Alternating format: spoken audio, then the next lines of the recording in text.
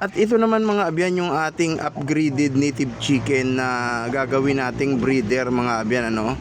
Ayan yung ating kapitbahay mga abyan, pumunta sila sa kanilang pagbalik nila mayroon silang dala na cobra na type na native chicken at kakatayin lang sana nila ito mga abyan ano. Ang ganda ng kulay niya, kulay itim.